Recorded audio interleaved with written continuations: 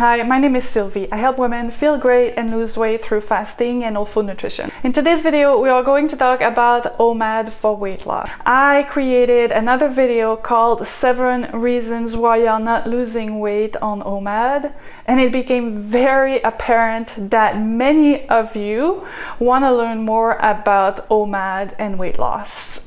This video turned out to be very popular and many of you were asking me questions, so I decided to touch on a few other topics that relate to OMAD for weight loss, like for example how to do OMAD without keto, or whether you should do both OMAD and keto, how to make sure you get enough calories on OMAD, how long you should be doing OMAD for.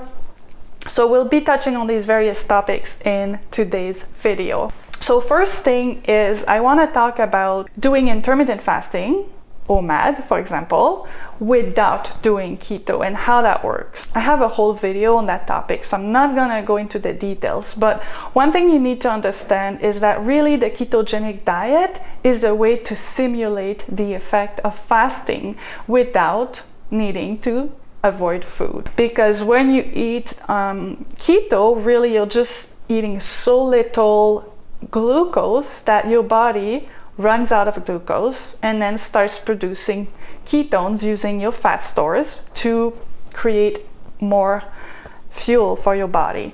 And when your body runs on ketones, you may find that you have less appetite, you feel more energetic, and you can focus easier. There's lots of benefits, and that's why the ketogenic diet helps a lot of people. But if you do intermittent fasting, you don't necessarily need to eat keto because your body will naturally run out of glucose as you go about your day without eating, and you will get into ketosis just like that doing intermittent fasting. So that's something you can choose to do. You can just choose to do intermittent fasting to really for your body to start producing enough ketones to be considered into ketosis. You would need to fast probably at least 16 to 18 hours a day, preferably even 20 hours a day, which is the warrior diet, and that's what I do. That's what's been working great for me and for losing weight. So I'll keep that in mind if you don't do the keto diet and you just do intermittent fasting, because there's a lot of benefits to going in and out of ketosis, and make sure that you do get into ketosis at least a few times a week. That will help you achieve your weight loss goals, that will help you feel better and heal your body. If you've never been into ketosis before, you might find that doing the ketogenic diet works better because it'll help you achieve ketosis easier at first. It'll make your fasting easier. Once you've been in ketosis, it's easier to go back into ketosis, but if you've never been into ketosis yet and you're not metabolically flexible yet, fasting can be really, really difficult. So it might be a good idea to even just start with the ketogenic diet until you get into ketosis, and then experiment with fasting and the OMAD diet, for example, to lose weight. How do you know if you are in ketosis or not? That's the next question that you might be wondering about. With experience, you'll just be able to tell. You'll feel different, you'll notice that you have more energy, you're not as hungry. So it gets easy to know the difference once you have some experience. But when you're just getting started, it's a good idea to possibly buy a ketone monitor if you want to check your ketone levels. And I recommend the Keto Mojo. The Keto Mojo is great. It measures your ketones, it measures your glucose level as well.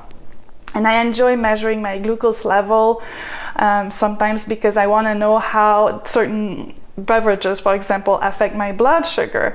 Some people can have black coffee while fasting and it doesn't affect their insulin level because it doesn't affect their glucose level. But some people cannot have coffee. So some people find that just black coffee affects their glucose level. I can have black coffee with coconut milk in it, and it doesn't affect my glucose level. But if you don't want to get a ketone monitor, you can always just experiment. You'll probably, if you have never been in ketosis before and you do the ketogenic diet, you might just find that you experience the keto flu, and you'll know after that. You'll know that you're in ketosis. If you wonder whether you should personally try OMAD for weight loss, there's a few questions you can ask yourself to help you make that decision. Have you ever been into ketosis, and do you have any experience with intermittent fasting? It's probably better if you have experience and if you have been in ketosis before. It'll make the experience a little bit easier, and it's good to start with maybe something a bit less difficult at first and a little bit less restrictive. But some people are ready to go right from the start. And some people have a lot of discipline when it comes to trying different diet plan. And if that's you, you could probably succeed with OMAD right away. You just have to know yourself and be gentle with yourself.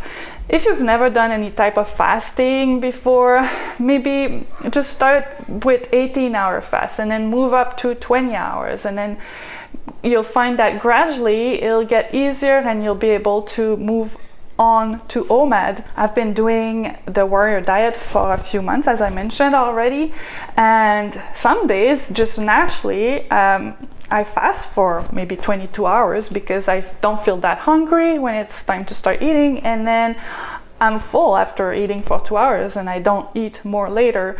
So I always enjoy being able to choose an approach that works just naturally in the context of your day-to-day life, that you don't feel it's a constant battle and you're not always exercising your will and feeling deprived. I know you want to achieve the weight loss results that you've been looking for, and intermittent fasting will definitely help you get there. But at the same time, you can be patient with yourself and give yourself some grace. Just stay consistent. Being consistent is the one single thing that will help you achieve any result you want. Sometimes if you start with something too difficult, you might find that you want to give up, and you give up and then you get back into whatever eating style you were in before. That's not going to help you. You want to do something that you can maintain long term. And that's what I encourage you to do. Whatever you do, make sure it's a lifestyle that you can adopt for the rest of your life. Obviously, now that brings us to the next question, which is how long should you do OMAD? I'm not expecting anyone to do OMAD for the rest of their life. OMAD is definitely something that most of you will choose to do mostly for weight loss and for quick weight loss results. But once you achieve your weight loss results, doesn't mean you stop intermittent fasting. You can just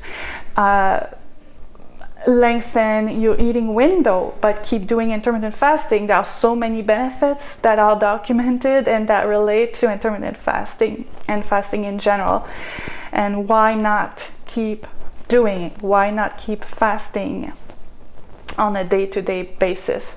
So that's something else that I want you to consider. And when you do start lengthening your eating window, make sure that you go slow. Make sure you see if you're gaining the weight back, because you don't want to waste all the effort that you put into your weight loss journey. Lastly, before we go, I want to give you some tips to make sure that you eat enough calories and enough vitamins and minerals every day on the OMAD diet. Eating during only 1 hour each day may make it a bit difficult for some of you to get enough nutrition and calories into your body, and that'll be detrimental. I recommend that you use a lot of good healthy fats. Healthy fats are very nutrient dense. It'll make it easier to feel full, satisfied, and to get enough calories. My favorite recipe that I want to share with you today is a large salad. So what I put in it is half a head of romaine lettuce, 1 whole cucumber, 10 large stuffed olives, 3 tablespoons of hemp hearts, 2 tablespoons of olive oil, and that is simply part of my salad dressing, 2 ounces of feta goat cheese, and 1 medium avocado. This salad has over 1,000 calories. So you just eat that, a protein of some sort, and you got tons of vitamin minerals, and you definitely have enough calories. The great thing with OMAD is that you're eating only once a day. So it really cuts down how long you have to spend in the kitchen preparing food. And that's a huge benefit if you're on the go. And if you do enjoy cooking and trying different recipes, go ahead. Follow whatever recipe you want to follow each day for your meal. Just make sure you eat enough of it. So that's it for today. I hope you found this video on OMAD for weight loss useful. If you have any more questions, I encourage you to comment below and ask me. It'll give me some more ideas for more videos to help you out, and I'll do my best to answer whatever questions you have. Thank you for watching. Don't forget to subscribe to my channel for more informative videos about fasting and intermittent fasting.